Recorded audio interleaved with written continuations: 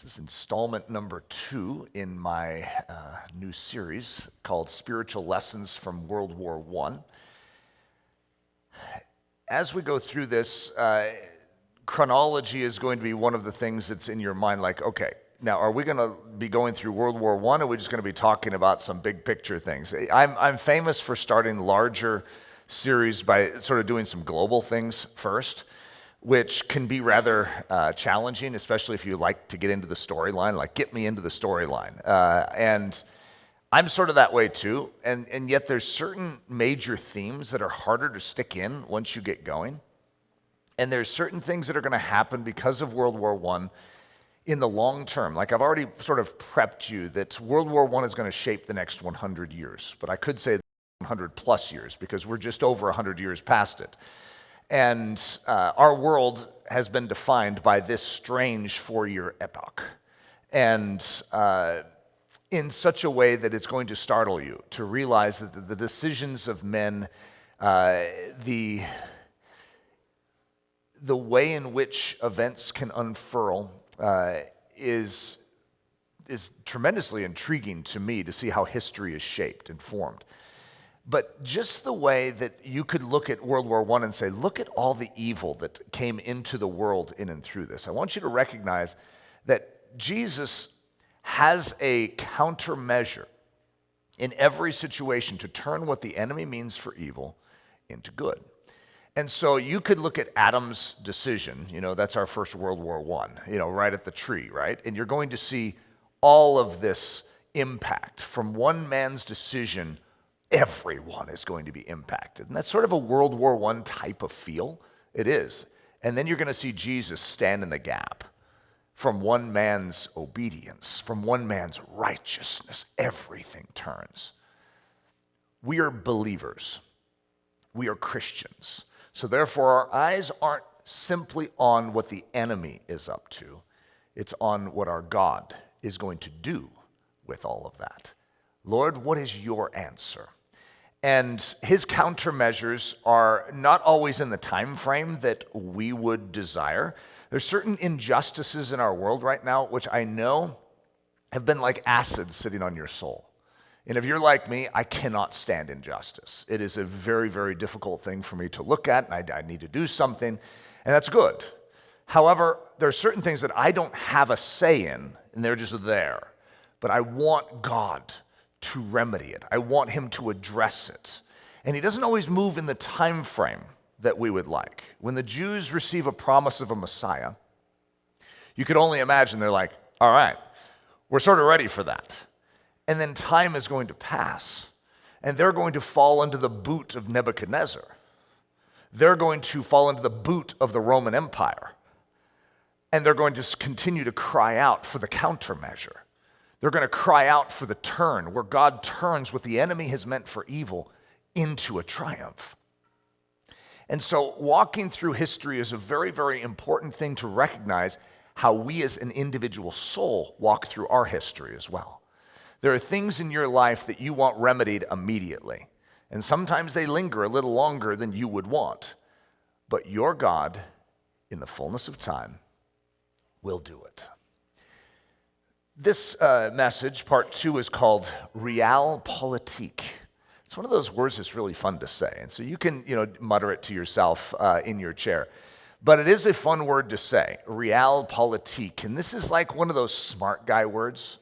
Okay, so the intellectuals and the brainiacs and the hip politicians use words like this. So Eric doesn't get a chance to say it very often, right? So I'm taking full advantage. I had to name my messages just so I could say it, because it's a fun word to say, Realpolitik. But what that means is probably far more important than how it sounds, because it's a very real thing in our world. So this has been around since the beginning, and yet, as time progresses, you get terms for things, just like politically correct or political correctness. That's always been around. It didn't just, come about in the past 20, 30 years when we started using this word, right, or this phrase. And so sometimes we get phrases for it that a generation or a culture can grip, and we're like, I understand that. So Realpolitik, this is a simple layman's version of understanding it. Come on, Let's be honest. What's really happening here? Okay, you know how politicians will give their overtures of all these noble things that they're going to do for society, is, to get your vote, they're going to do this for you. And what Realpolitik is just removes all that veneer and says, okay, what's your real motive? You want to get elected, right? That's Realpolitik. Okay, let's just be honest here. Okay, you can say all these grand statements, but that's just to move the dumb masses. I want to know what's really going on. Okay, now I want you to recognize there is a truth to that. And that's a lot of what politics is, which is very disturbing to those of us that are considered the dumb masses. And yet, you need to recognize that there's two kingdoms at play here. A kingdom that does function with Realpolitik, and they have an ulterior motive. They have an agenda that they want to put some propaganda on, and they want to make it look like it's noble and good and moral and just, when in actuality it's debased and they just want power, and they want more territory, they want more money, okay? And that's disgusting. All of us would agree. However, we live in a world that is drenched in it. And then we have another kingdom. And my question that I just want to set before you as we begin is, how does God's kingdom work? Does God say one thing with his mouth to cover up his real motive? Isn't that an interesting question? Because we have grown up and we've been surrounded by a system of government that was meant to reflect the kingdom government. Government is sponsored by God, and it's meant to showcase a kingdom. Something's wrong. You see, God's kingdom is very different, and it does not function under the banner of what we could call Realpolitik. So Realpolitik, a lot of people, when they discuss it, are going to go back to a guy named Otto von Bismarck. So this guy's a German. He's a German diplomat who is actually going to be responsible, you could almost say it this way, almost like personally responsible for the instability in the world in Europe in 1914 at the start of World War I, because he's going to negotiate all these treaties. Why? His whole goal is to preserve and protect Germany. But he has all sorts of ulterior motives for all of his things that he's doing to ensure Germany. And of course, if you study Otto von Bismarck, you're going to say, this guy's pretty smart. And you're going to chuckle too. It's like, that was a pretty good idea. Oh, that was good. That was good. It's the classic ulterior motive. In other words, he's giving someone what they want to get really what he wants. And so his famous quote is, politics is the art of the possible. And so that's going to become important as we progress in this, because I want you to just realize it's a very pragmatic, sorry, that's a big word. It's a very logical, simplistic way of looking at something. It's just like, hey, if that can't be done, then we're not going to act like we could do it, okay? Let's get something done that is real and possible, which sounds good. So here's another guy who's going to be Realpolitik. His name is E.H. Carr. He's a British diplomat during World War I. Okay, so he will be part of the British government in World War I. And this is his quote. In politics, realism, remember the word Realpolitik, you're going to see the word real, and you're going to see this concept of politics. In other words, let's be real. Let's get to the reality of what's going on. In politics, realism means that there is no moral dimension, and that what is successful is right, and what is unsuccessful is wrong. So if it works, that means it's correct. If it doesn't work, well, that was a bad idea. Realpolitik. And so, as a result, if you need to kill 1 million people to accomplish something in your administration, and it works, and it accomplishes that in your administration, that's right. You follow me? There's no moral content to this. You're making decisions based on success or failure.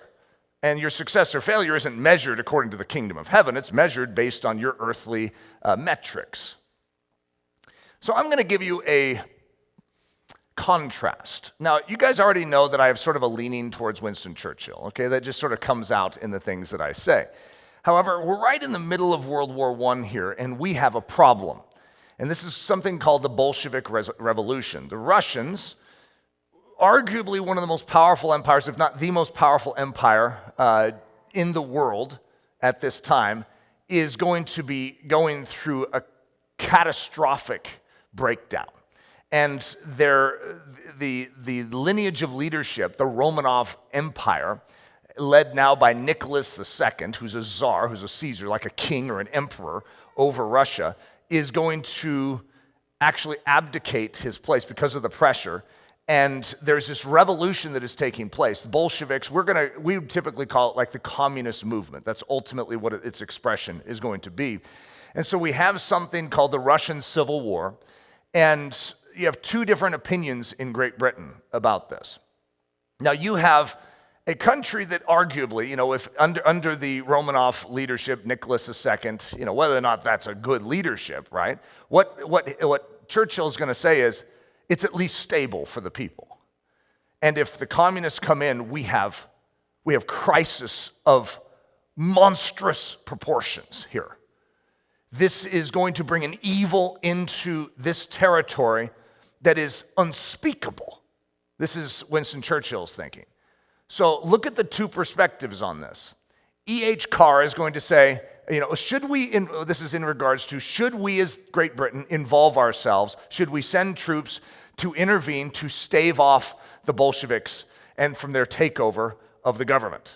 I just want to set that before you, almost like you're a politician for a little bit here. Okay, we have an evil. Now you can actually look at 100 years of that evil. Okay, you can actually measure and see what's going to happen. This nation called Russia is going to become the Soviet Union. And there's still things going on in that country even today that are direct byproducts of this.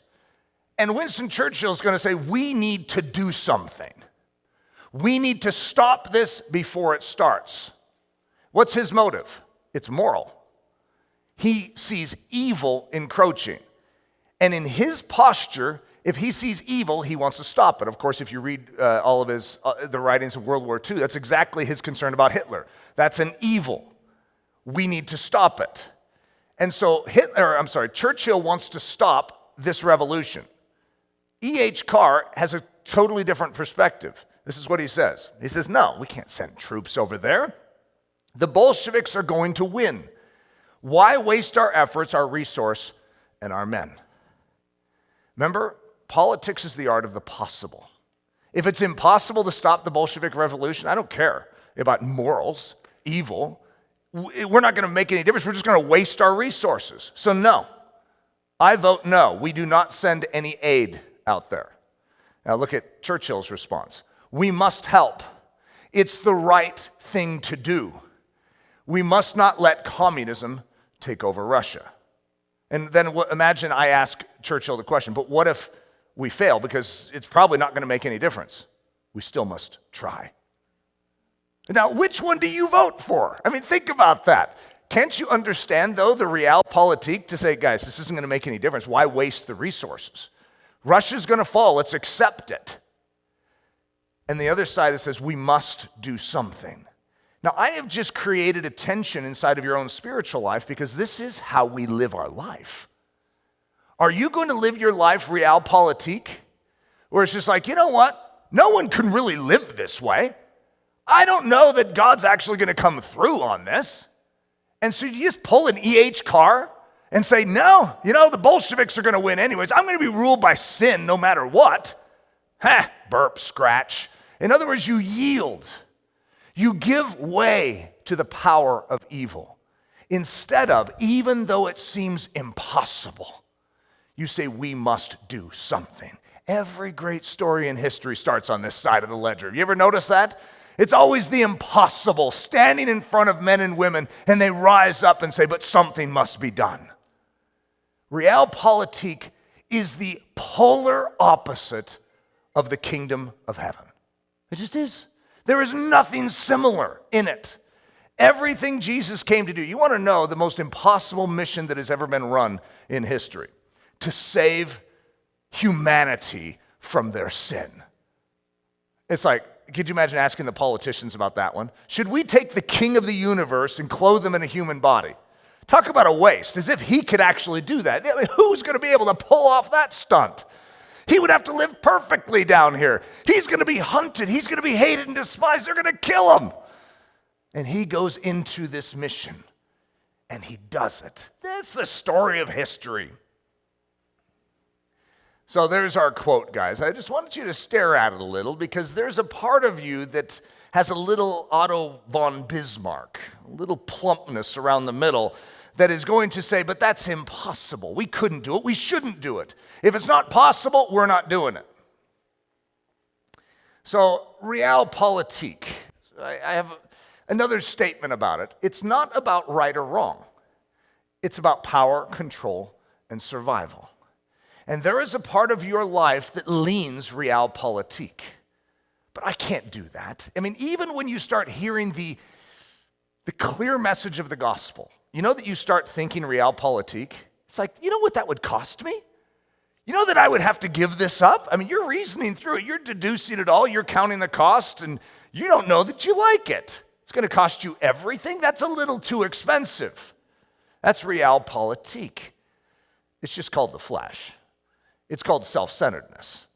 You see, God is calling us to pick up our cross and to follow him into a territory that is very different than what works best for me, or if I'm leading a nation, just what works best for our nation, which is a really interesting tension if you're a world leader. If you were listening to this, it's like, that is so unrealistic, Eric. You can't think that way. As a world leader, if you were leading America and you're thinking, hey, how can we give of our strength to support the world around us? It's like, hey, come on, let's protect ourselves first, which there's truth in that. If I'm a parent, which I am, and if I have resource coming in, I want to make sure that I take care of my family before I start taking care of the neighbors, lest I prove to be an infidel if I'm not caring for that which is in my own range first. However, as a family, I still have resource, and I want to commission my family and say, hey, could we go without this meal so that we can give it to this person down the street who doesn't have food? And then as a family, we can say, let's do that. You see, the entire nature of a family is defined by its leadership. And so even though my family does need to be cared for, I also want to inspire my family to live in a way that is truly outward and impossible. So here's a quote. I couldn't get a good picture of this easily, but this is a quote by a guy named Eric Ludy, and I emphasize the Winston on there if you can see. And it was recent. It was 2022 in a local Starbucks.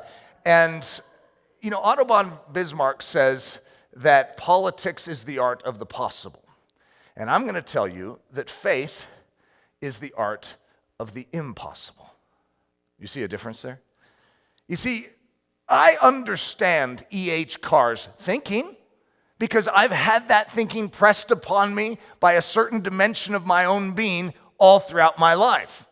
Think rationally, Eric. Come on. This is only going to get you in hot water. If you speak that message, then people are not going to like you. And if people don't like you, it could hinder your, ability to make money. It could impact your, reputation in the community. Could make your life difficult. Realpolitik, Eric. Let's think it through. If it's going to do that harm to you, don't do it. And yet, the kingdom of heaven, faith, functions after a different mentality. It is willing to risk all of those things, even though they're on the table. My reputation, my financial security, my comforts in this world. That I am willing to let those go to do that which is right. That which is Christ. That which is pleasing to him. That which is obedient.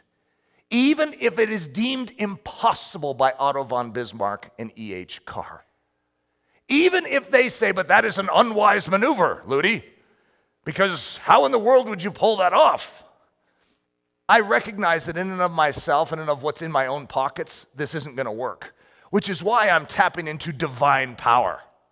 You see, as a believer, I call on something higher than what I have personal resource in. I am calling on the divine treasury of heaven, the army of heaven to come and work on my behalf. You know how ridiculous it would be for Elisha and his servant when they're surrounded by the Syrians, if they're measuring it Realpolitik, it's like, what is the best decision here? There's 2 against an army. Wouldn't it make sense that we do whatever we can to just sort of bring peace to the situation lest they lop off our head? Instead, Elisha is totally nonplussed, totally unmoved. His servant's having a rough time with it, right? And so he says, Lord, open my servant's eyes that he would see. You see, what does Elisha know that the Syrians don't know and his servant doesn't know? That is, that those that are with him are greater than those that are against him. See, Elisha sees the God of the impossible. Do you? So, Realpolitik, I don't know what to call Christianity in direct contrast, but Christianitique, that was my best attempt at it. It's not very good, I recognize that. But what is Christianitique about? It's all about love, mercy, justice, and humility. It's the exact polar opposite of this entire political system, this apparatus of government that we have all grown up around. It's about giving up your life to ensure the kingdom comes and his will is done. That doesn't make any sense to, one of these good, logic-based, pragmatic politicians. It's like, that's not going to help us at all. Micah 6:8. Here's a good statement of the government of the king, okay? And so this is the government of your life. This is the government of the church. This is the government of any kingdom that fears God. He has shown you, O man, what is good. And what does the Lord require of you? But to do justly, to love mercy, and to walk humbly with your God. In other words, in every situation, in every Russian Civil War crisis, you have resource. And yet, how many times have you felt this? As you see a need around you, and you have resource, but you don't have time, and it seems totally preposterous for you to turn around on the road and come back to that person. And all sorts of things. I've run into these situations so many times in my life where I have a Realpolitik voice inside of me going, that is so unreasonable. God wouldn't ask that of you. That is just an expenditure beyond what is right and appropriate for a human to make. The veneer of propaganda. So when you get close to war, you're going to recognize this thing called propaganda. And every nation does it. If we were to peel off the top layer of our country here, in whatever country you come from, you're going to recognize that there's truth, and then there's what the government wants you to think. When World War I was unfolding, British journalists were not allowed to write what they were seeing over there. It had to go through a filter, and then what came out were the good stuff, the things that would cause men to keep signing up to come over to the battle. And it actually makes total sense. I have to acknowledge that. If all you're saying is it's a bloodbath and everyone's miserable, this is torment, you need men, and you need them to sign up. They're eventually going to get to the arm-twisting state where they're going to force it. However, they didn't want to do that. They wanted men to go of their own volition. However, if you're honest with what is happening in World War I, this is the single greatest horror that anyone has ever seen. And I haven't gone into it, and I am even questioning how deep I should go into it. That's how bad World War I is. No one had seen such violence. It was a breakout of violence that no one was prepared for. Because of the advancement of technology, the explosiveness of what was taking place, the danger to the human body was off the charts, and they didn't have the answer in technology for armor, for helmets. And so that first month of battle is so startling that people are having a tough time swallowing. Political leaders back in Britain that didn't even see it when they're getting reports back have no idea how to compute what is going on. No one in the world did. So you can understand why propaganda plays its part. It's like, you know what? I don't think this is going to help anyone to know this. I get that. There are things that I don't just tell everyone in my life everything I know. Why? Because I'm a protector too. There's things I know that protect someone's dignity, and so I'm not just going to go share that. They entrusted a secret to me. I'm going to keep that, right? I'm a pastor.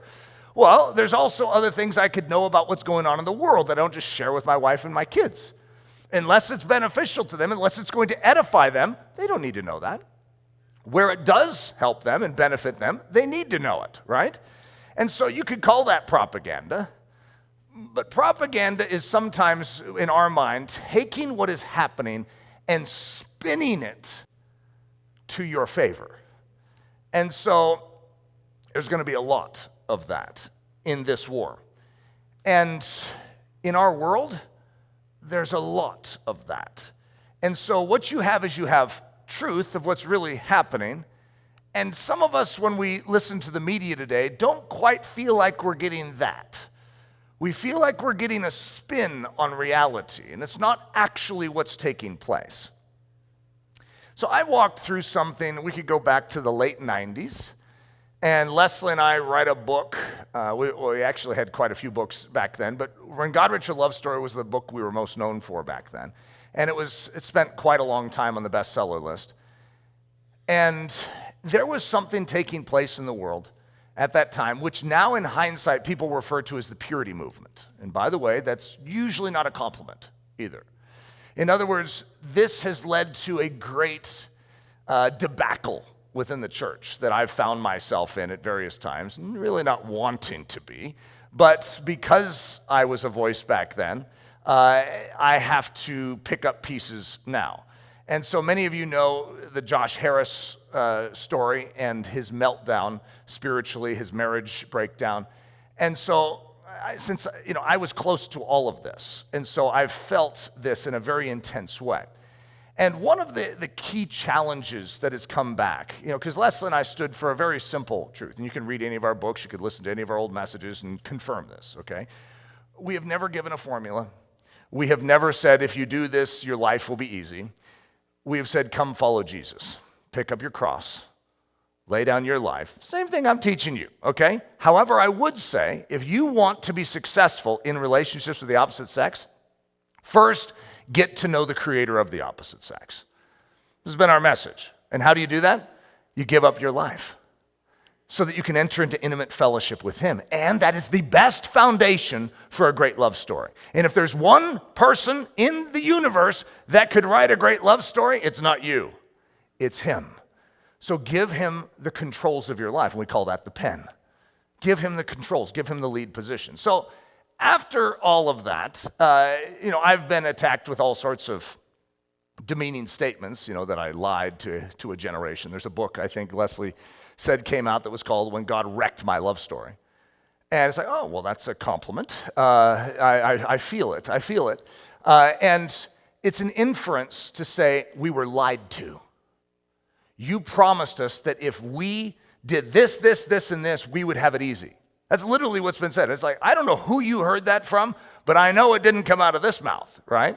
And so it's an interesting thing because we have these tensions that exist. Sometimes our Realpolitik side is based on, if not always, based on disillusionment and what we perceive as broken promises. Okay, now, I can say in regards to what I've always taught, I would still teach it. Okay, and if we had a class in here, which I don't think we're set up to have it, on relationships with the opposite sex, I talk with the guys about it quite a bit, but not in the way I used to. Talk about romance and things like that. I'd still say the same thing. What I just told you is true. You want to be successful in relationships? Let Jesus have his rightful position. And when he is in that rightful position, he knows how to build love stories. He's very good at it. And he does not wreck love stories. Just so you know. So did it overpromise and underdeliver? It's the same thing people feel about the Bible. God says all this stuff, but then I trusted him and my life fell to pieces. This is oftentimes what leads to a Realpolitik type of sneer. It's like, all of that is a bunch of bunk. Let's just live for ourselves. Let's make sure we self-preserve. We can give the air that we're doing all these noble things, but in reality, we know how we want to live. We need to live. Here's Amy Carmichael. This is a key line, and I want you to just ponder this. It says, 2 men looked through prison bars. One saw mud, the other stars. In other words, I've gone through a lot of trials, a lot of tribulations, a lot of suffering in my life. And the guy next to me could go through a lot of trials, a lot of difficulties, a lot of tribulation in his life. We both have what we could call prison bars in front of us. In other words, I don't want to be here in this situation. How did I get in this situation? We could both be behind prison bars. However, there's two ways of looking through those bars. When I go through a difficulty, I want to look up and I want to see stars. But you could also look through those same prison bars and see mud. And you're staring at the mud in your life instead of the stars. You see, there's two different ways to appropriate every situation you walk through. Two men could be in a trench in World War I. One guy comes home and says, that was the greatest experience of my life. I mean, literally, they did.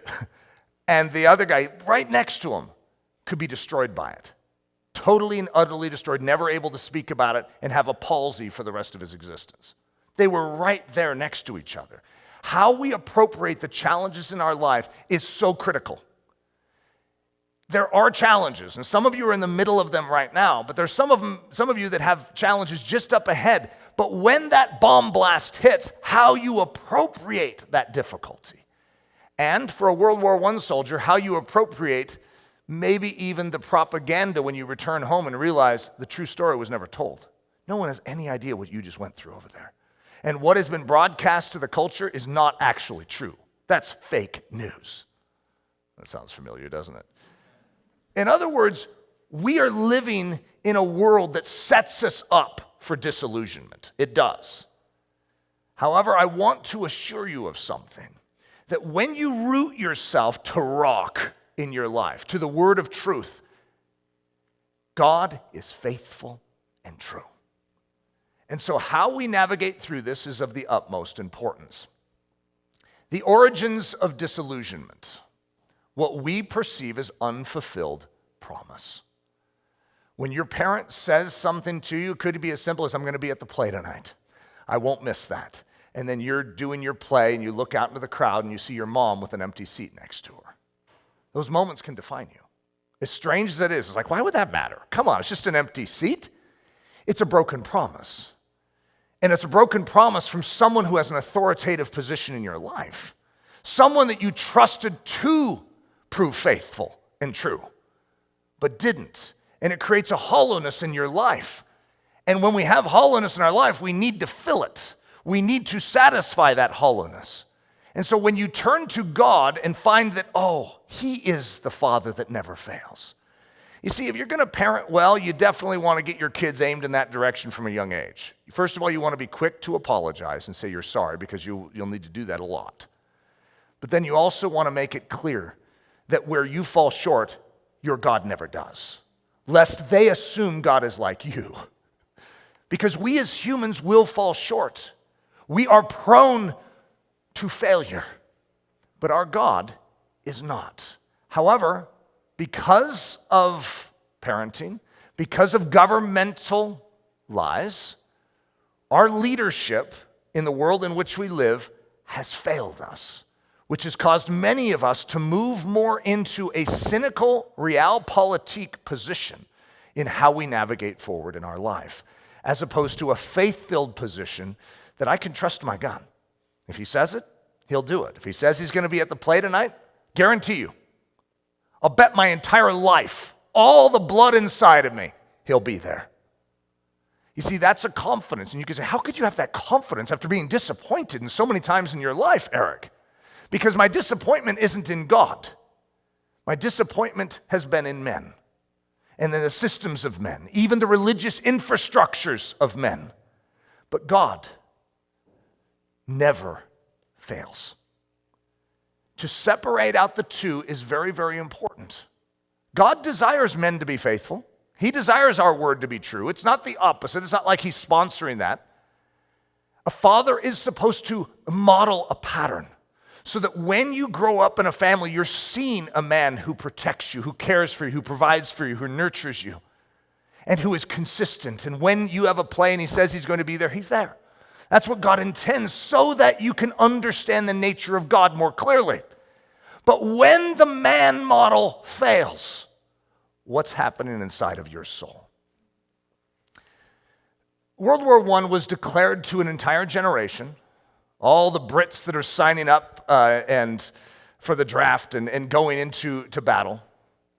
It was said to be the war to end all wars. I know many of you have probably heard that somewhere in your life. This was the war to end all wars. Yeah, right. Was this the war to end all wars? First of all, it was going to be a couple months. And then it turned into more than a couple months. What, 40 million people dead? I mean, so staggering, we don't have words for it. And these aren't easy deaths, dying in your old age. This is extreme, horror-filled, torture type of deaths. This is violence at its highest level the world had never seen. This is evil being perpetrated. This is like people pleading for mercy and getting shot anyways. This is like stuff that you can't sleep at night after you go through it. An entire generation is being exposed to this. The war to end all wars? This was the war to start all the other wars. World War II is a direct result of World War I, and I'll explain that. But World War II is going to take place because of how World War I ends. So if you grew up in this generation, could you imagine how vulnerable you would be to, yeah, right. Whatever the government says, I already know it's a lie. It's sort of like looking at your parents and saying, yeah, I don't believe a word you're saying. You know what we have a tendency to do then? We take the Bible and we say, yeah, right. You see, we are taking our authority in this earthly sense and we're applying it to our heavenly authority. And this is why so many people left what was called organized religion after World War I. So yesterday, when we were in our class here, I taught on fact, faith, and experience. Okay, so there's three characters that are commissioned to walk a ridgepole. And I know some of you are looking at me like, we just heard this twice yesterday. Oh, I know, get used to it. It's probably going to be about 30 times in this semester. So there's a barn, and it has a ridgepole, and you're like, I could walk that, but you can't walk this one. This is like impossible. It's like a razor's edge. And the first character's name is Fact. And Fact gets out there and walks it. You're like, what? I thought it was impossible. I know, it is. But fact, in Christianity, we call it truth, or we actually call it Jesus, or the Word of God. And he's able to do something that no man could do. Now, faith is in a position to follow. That's where you and I are. And when faith fixes its gaze on fact, it actually gains balance and is able to walk the ridgepole. And life would be all good and wonderful and blissful if that's all there was. But there's a third character, and his name is experience. Another word could be emotion. But it fits well into this message because he is constantly clawing. And he's reminding you of disappointments in the past. He's reminding you of what looks to be failures. It's the disillusionment of your life. It's all those times that you trusted something and it seemed to falter and fall to pieces. And if you allow that to turn you, you lose your balance. Faith loses its balance and falls off the ridgepole and lands in that manure pile at the bottom of the barn. And the secret for faith to follow fact is that it must ignore all of that noise, all of that disillusionment, that emotion, that experience behind you, and say, but what does God say? Not, but my father failed me. Not, but my church hurt me. Not, but my government lied to me. What does God say? And if you start walking, you gain balance. Faith gains balance and pulls off the impossible life if it follows the fact and doesn't allow that emotion, that experience, that disillusion behind it to dictate its course. So I'm going to, and by the way, I need to add something to that before I go to this next slide. God intends for your experience to walk the ridgepole. He intends it to match with the facts. But for that to work, you have to start by ignoring it. In other words, it's not that he doesn't care about it. He wants to solve it, but the only way to solve it is that you can't be the one to try and fix it and focus on it. You can't let it define you. So what I did on the screen here, I took our fact, faith, and experience, and I changed it out for the impossible, faith, and the possible. Remember, politics is the art of the possible? Well, Christianity is the art of the impossible. And so as a result, faith instead of looking at what is possible or what seems to be impossible, is willing to follow the God of the impossible and say, God, I trust you. I don't know how this will work. You know, my entire life is summed up that way, is moving in a direction that people around me are concerned about. Eric, do we need to talk this through at a deeper level? Have you thought this through? I get people always saying that. Have you thought about this? I mean, this could really, First off, I'm not trying to think of all the negatives that could happen. I know they exist. I'm trying to focus on what God is leading me towards. But that's into the territory of impossible. I know. He seems to really like it there.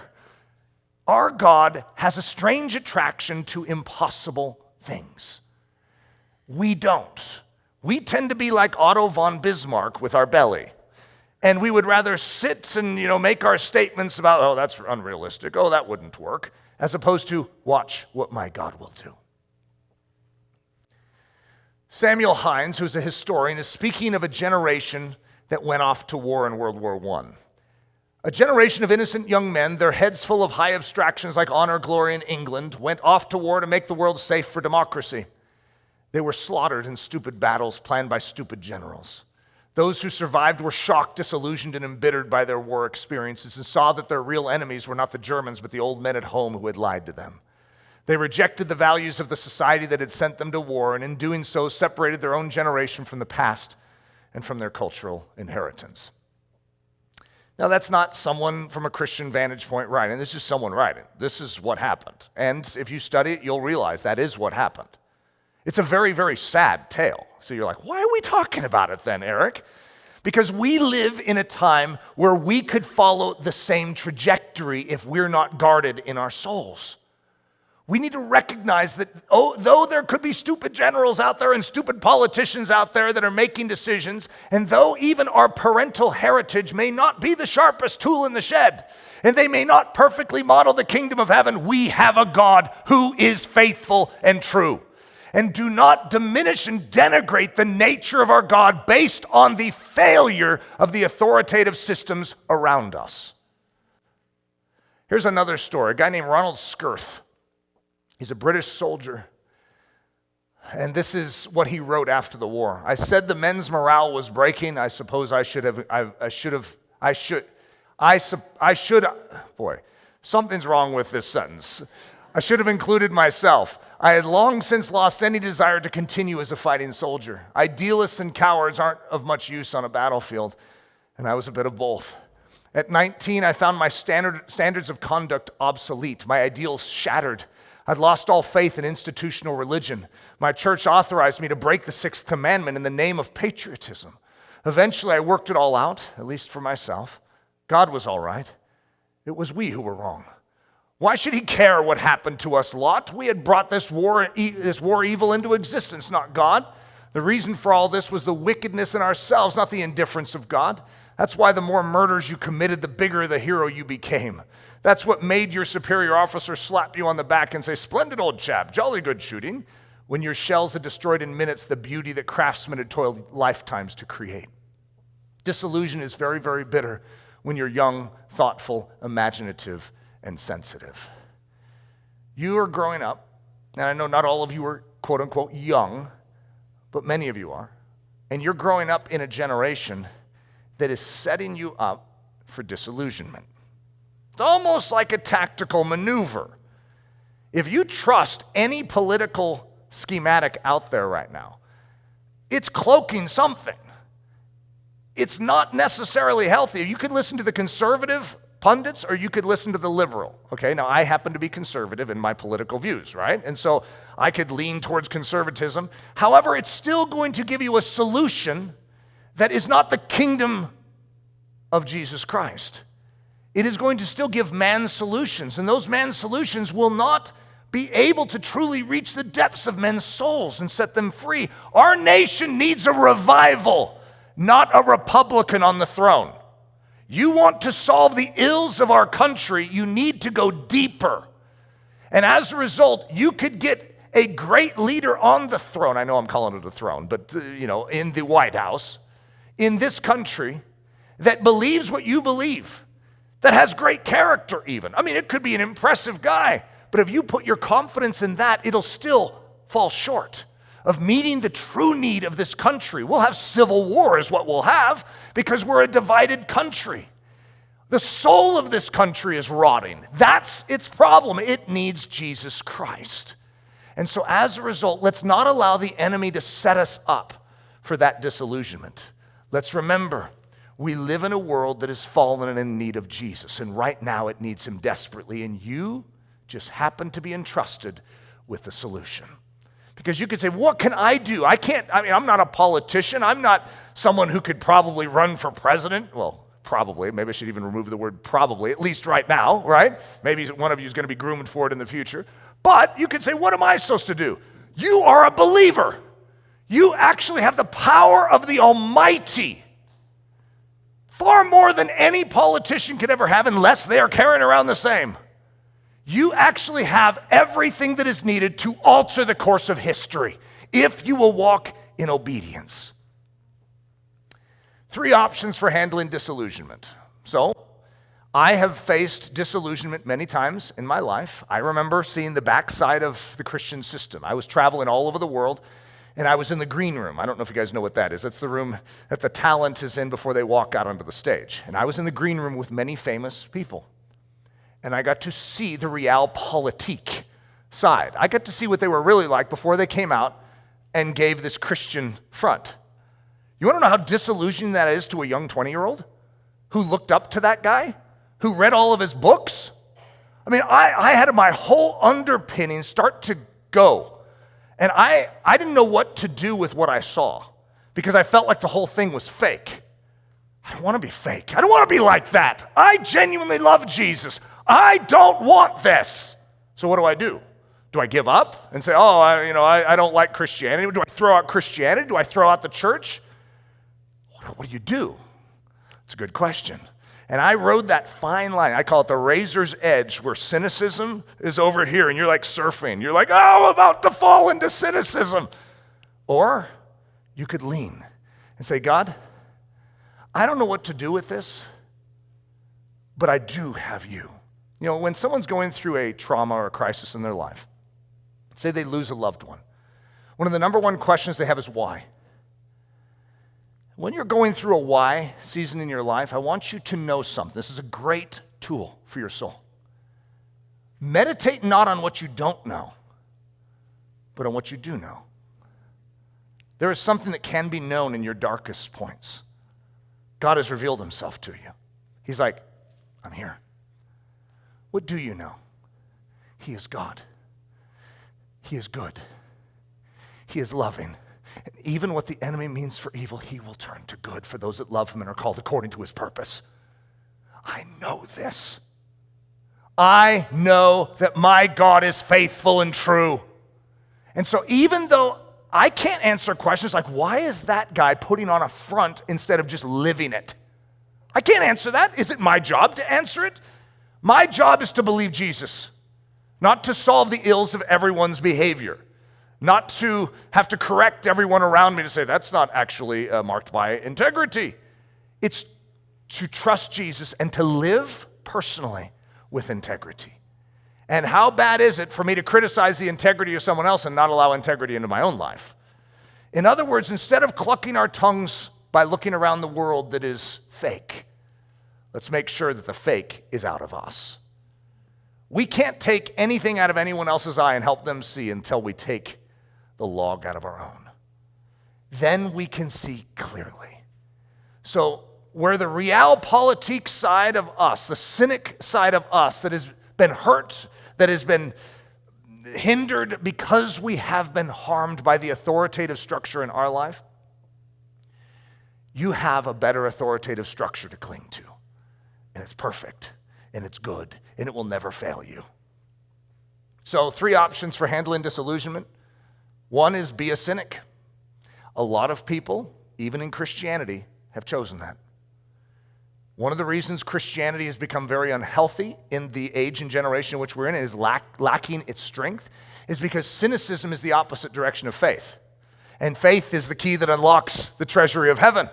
That's why the enemy wants to lean us that way. When you begin to go realpolitik with your perspective in life, you lose the essence and the power of what a believer has. The second one is to stick your head in the sand. This is also a common thing. If you've been around all those voices, the conspiracy theorists around you, I don't know if you have any of those in your life. We at least all have at least 3 or 4 in our life, right? And they're always, some of you might be that, right? Might be the conspiracy theorist. However, you're always like you're a student of what the devil's doing. Did you hear what they're doing? I mean, the Illuminati is doing this now. Oh, did you hear? This is what they're doing. There's tons of information out there, whole bunch of bad news out there. And it doesn't mean that it's not correct. It could be. However, I want you to get your PhD in good news. You could be an expert in the bad news, what the enemy's doing, but I tell you what, you need to know what God is doing. So the second option isn't getting a PhD in the bad news or the good news. It's trying to avoid it at all costs. It's called sticking your head in the sand. I don't hear anything. I don't know anything.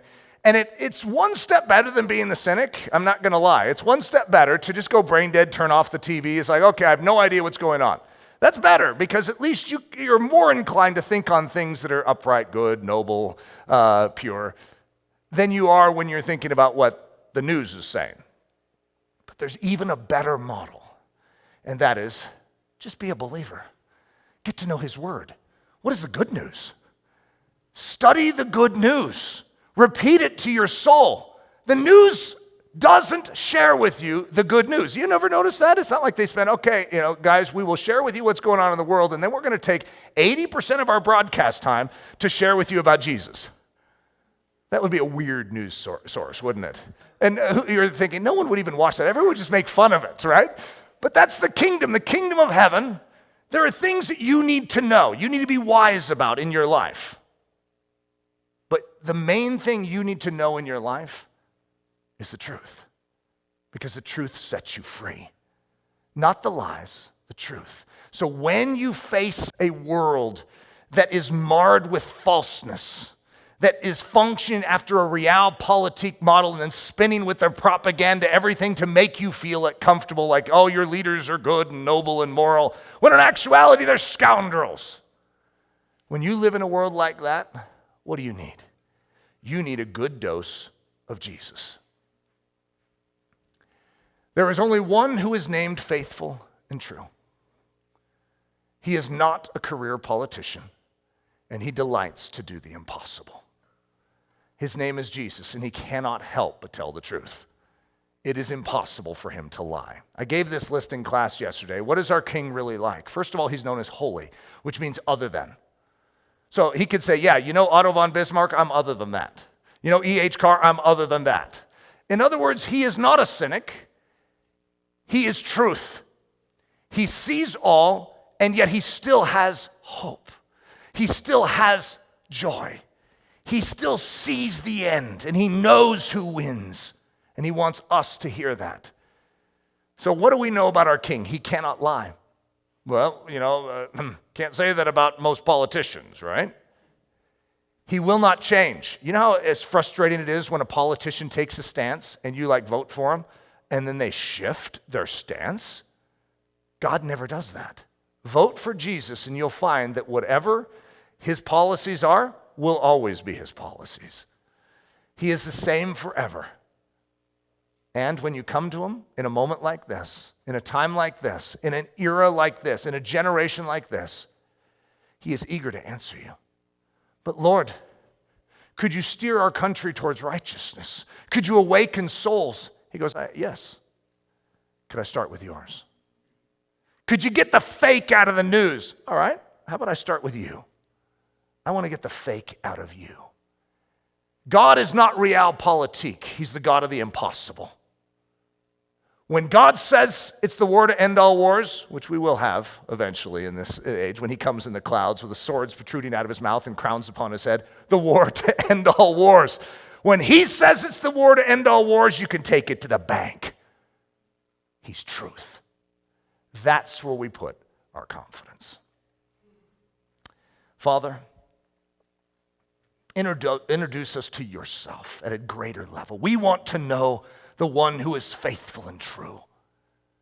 We don't want to put our confidence in man. Even though man is designed to reveal you, Lord, we still must recognize that you alone are faultless. You alone can maintain that perfect leadership.